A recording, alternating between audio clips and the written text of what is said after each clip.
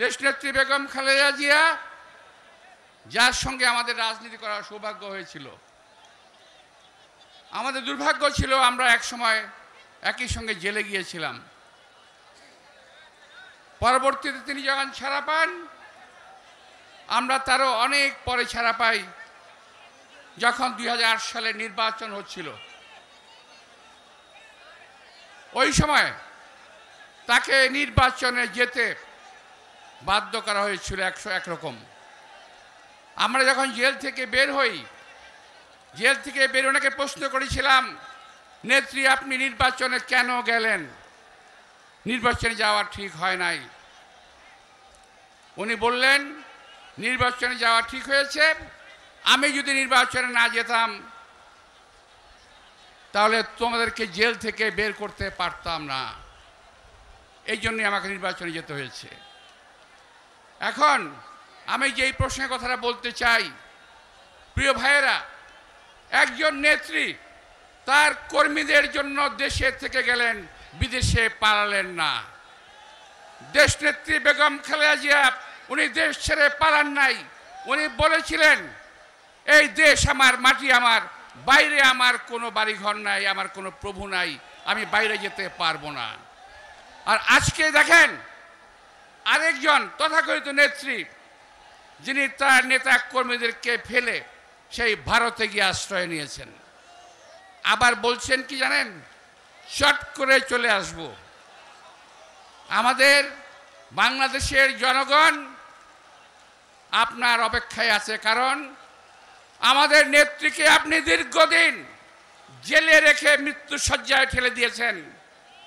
আমরা আপনাদেরকে এতদিন জেলে রাখবো না, আমরা শুধু বিচার করব। এই দেশের জনগণ আপনার বিচার করবে। এই দেশে মানুষের হত্যার, খুনের, এই যে আমরা এই মঞ্চে যারা আছি, মঞ্চের বাইরে যারা আছেন, বিনা দোষে আমরা মাসের পর মাস জেল খেটেছি, তার বিচার আমরা ইনশাআল্লাহ করব। প্রিয় ভাইয়েরা, সর্বশেষ এই কয়েকদিন যাবৎ বেশ কিছু তারকা গ্রেপ্তার হচ্ছেন, আপনারা দেখেছেন না? বেশ কিছু গ্রেপ্তার হচ্ছে। আওয়ামী লীগের তথাকথিত নেতৃবৃন্দ, আওয়ামী লীগের চামচাবৃন্দ গ্রেপ্তার হচ্ছেন। তারপর যখন সুযোগ পেয়েছে মানুষ, যেখানে পেয়েছে সেখানেই গণপিটুনি দিয়েছে।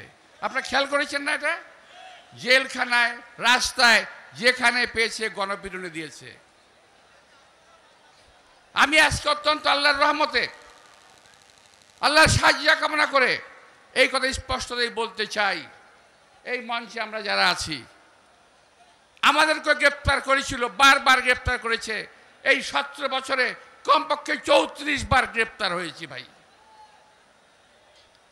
কই আমি যখন গ্রেপ্তার হই, আমাদেরকে যখন জেলে নেয়, আমাদের যখন কোর্টে আনে, মির্জা ফখরুল ইসলামকে যখন কোর্টে আনে, যখন আমানুল্লাহকে কোর্টে আনে, যখন আমার নেতৃবৃন্দকে কোর্টে আনে, সবাই তো ফুল দিয়ে বরণ করেছে আমাদেরকে সাংবাদিক ভাইরা বলেছে, আব্বাস ভাই হাত দেখান, হাত দেখান। আমরা হাত দেখিয়েছি।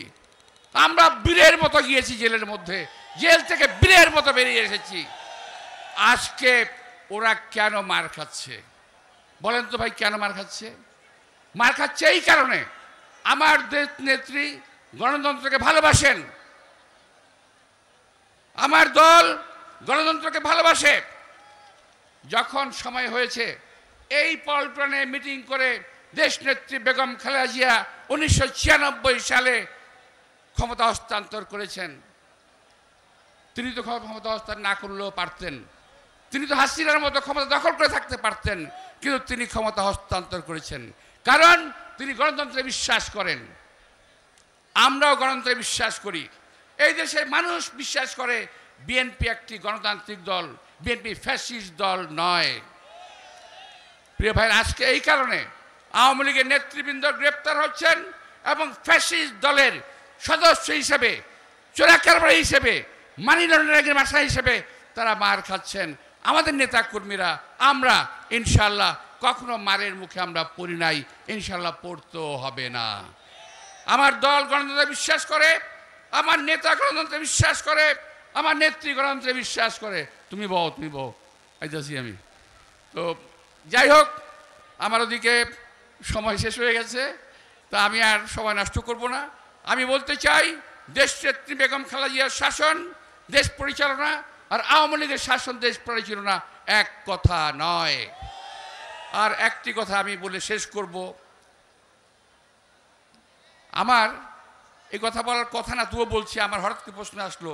আজকে সকালবেলা সোশ্যাল মিডিয়ায় দেখলাম একজন দায়িত্বশীল ব্যক্তি বলছেন একটি তৃতীয় দলের কিংবা তৃতীয় শক্তির প্রয়োজন আছে।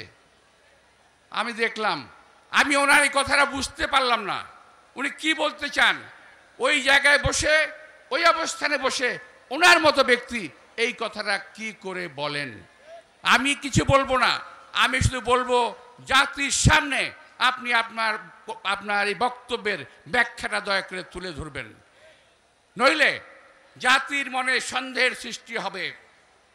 আমাদের নেতা বিএনপি মহাসচিব বারবার বলছেন আমরা আপনাদেরকে সময় দেব, যথাযথ সময় দেব, আমরা প্রয়োজনীয় সময় দেব। তার অর্থ এই নয় যে আজীবন আপনাদেরকে আমরা সময় দেব, এই কথাটা মনে বললে হবে না। কিন্তু আপনার ওই বক্তব্যে মনে হচ্ছে আপনার বোধহয় আজীবনী ক্ষমতায় থাকতে চান। সেই চিন্তা করবেন না, সেই দুঃশাসন, সেই দুশ্চিন্তা করলে কিন্তু ভুল চিন্তা করবেন। করেন না, 1000 রাজনৈতিক দল করেন, কোনো অসুবিধা নাই। কিন্তু এই জায়গায় বসে যে কথা বলছেন এই কথাটা শোভনীয় নয়। আপনি দয়া করে জনগণের সামনে আপনার বক্তব্যটা স্পষ্ট করবেন আশা করি।